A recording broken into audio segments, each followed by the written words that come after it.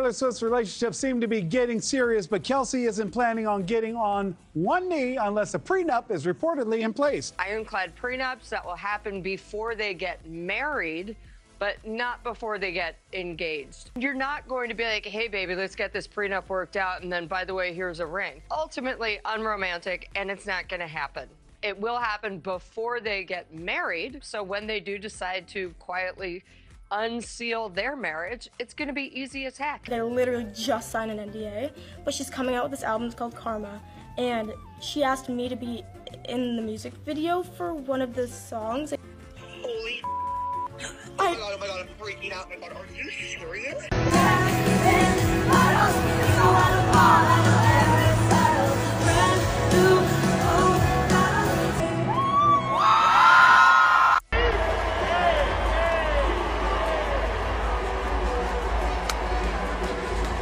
Hold on to your popcorn because the gossip world is about to get seriously juicy. First up, the ever-perfect Taylor Swift and NFL hunk Travis Kelce are facing a major roadblock in their fairy tale engagement.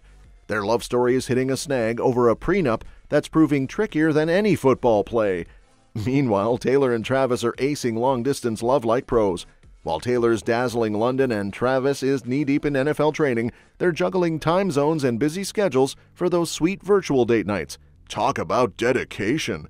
But it's not all smooth sailing. Katy Perry is under fire for a major blunder in her latest music video shoot. Filming in a protected Spanish nature reserve without proper permits, Katy's crew is now in hot water, and the local authorities aren't pleased. Will this controversy derail her upcoming album? And let's not forget the Sussexes. Prince Harry and Meghan Markle's Colombian getaway has the royal family fuming, with accusations of exploiting royal status to grab headlines. Lastly, Blake Lively is living it up for Taylor Swift's Eras Tour despite drama surrounding her own film. She's been showering Taylor with love and defending the tour with fierce loyalty. Stay tuned for all the scandalous details. You won't want to miss this. Prenup drama delays engagement.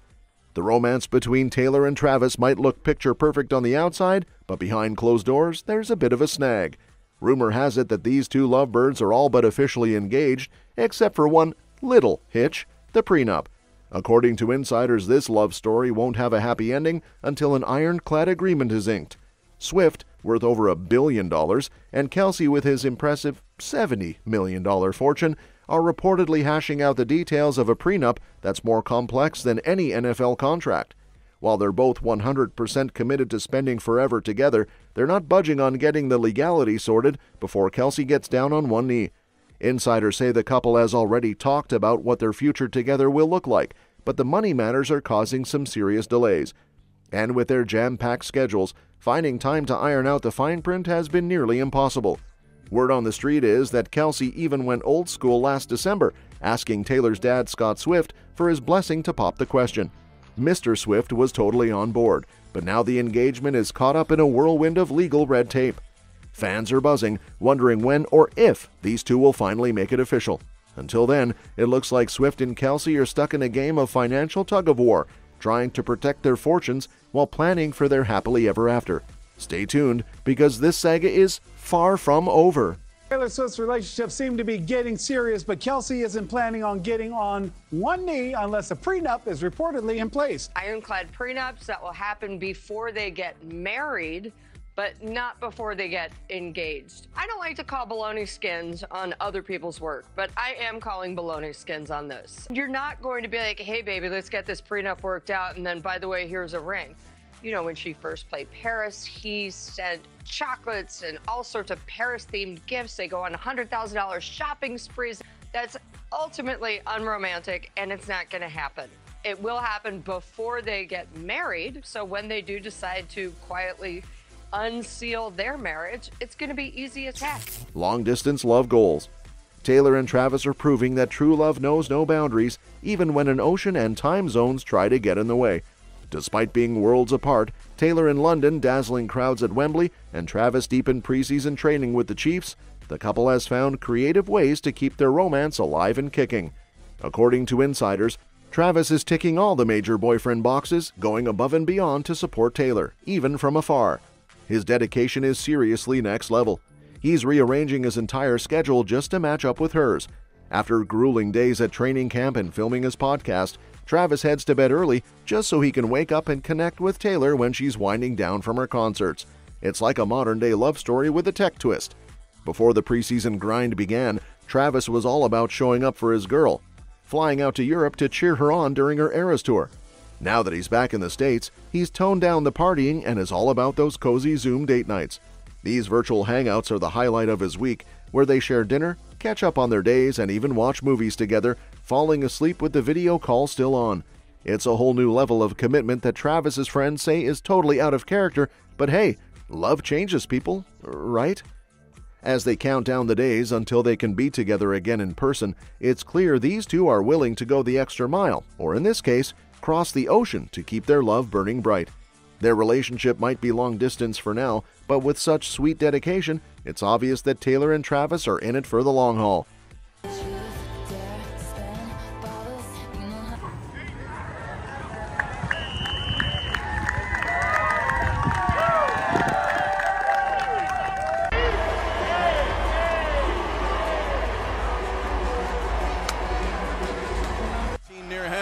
Mahomes to throw against a four-man rush. Fires it near side to Kelce. Comes back to the ball and hauls it in. Touchdown! Just wrapped the ball around the waist of Travis Kelce for a 19-yard touchdown.